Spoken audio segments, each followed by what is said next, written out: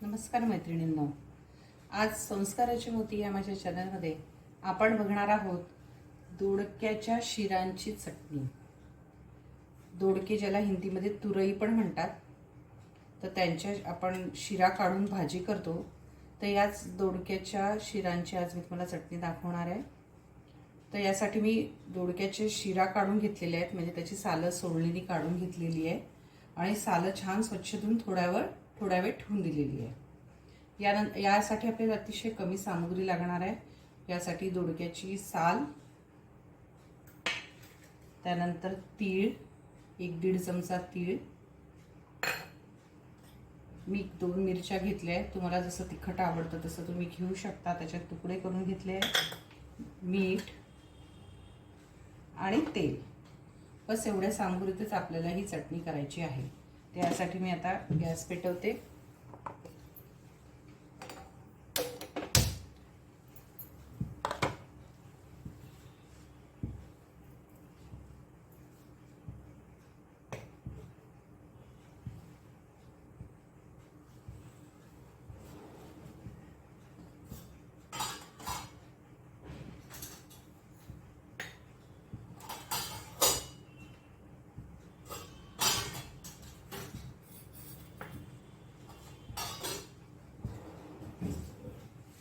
अजून थोडी मोहरी यासाठी लागणार आहे आणि थोडी हळद। आता मी कढईमध्ये तेल घालते।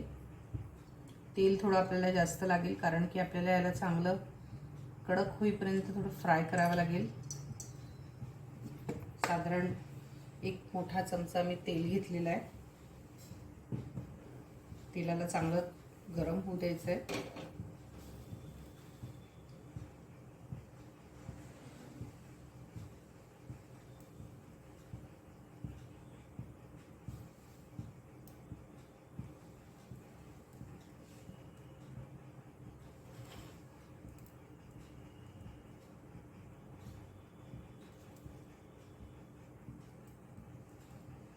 तेल चांगलं तापलेलं आहे। यानंतर आपण याच्यात घालू मोहरी,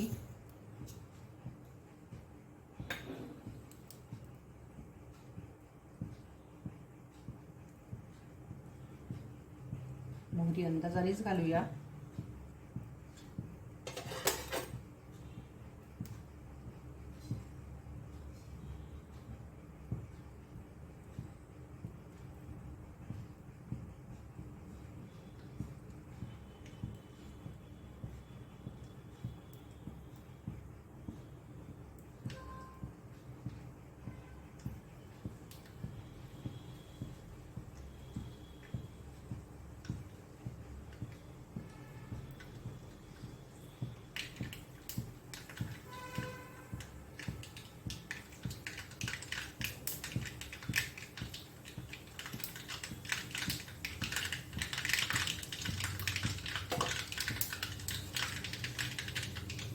मोहरी तडतडली, यावर मिरची,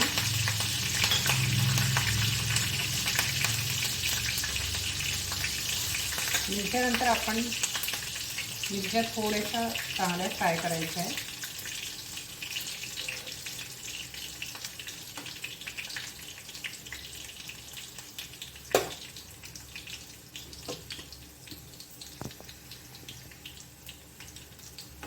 त्यानंतर यावर आपण घालू तीळ। तिळाला जास्त फ्राय नाही करायचं, कारण थोडं याच्याबरोबर पण ते फ्राय होतील। आणि त्यानंतर लागलीच आपल्याला साल घालायची आहे दोडक्याची।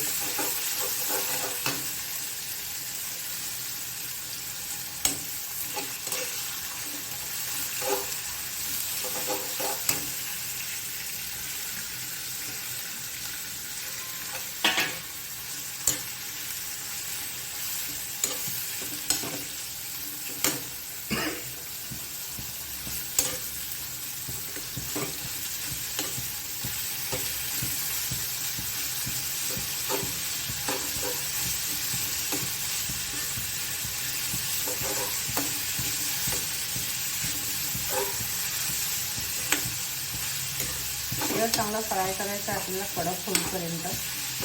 थोडा गॅस मोठा केला आहे।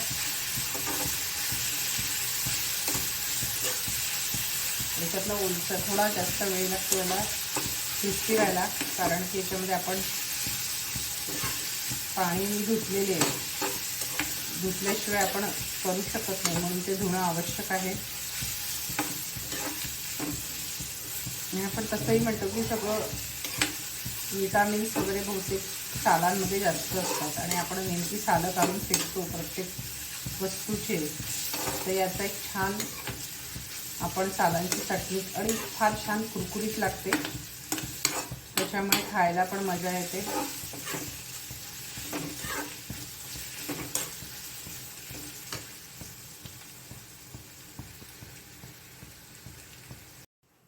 आता मैत्रिणींनो, इथे बघा आपली चटणी झालेलीच आहे, छान फ्राय झालेली आहे दोडक्याची साल.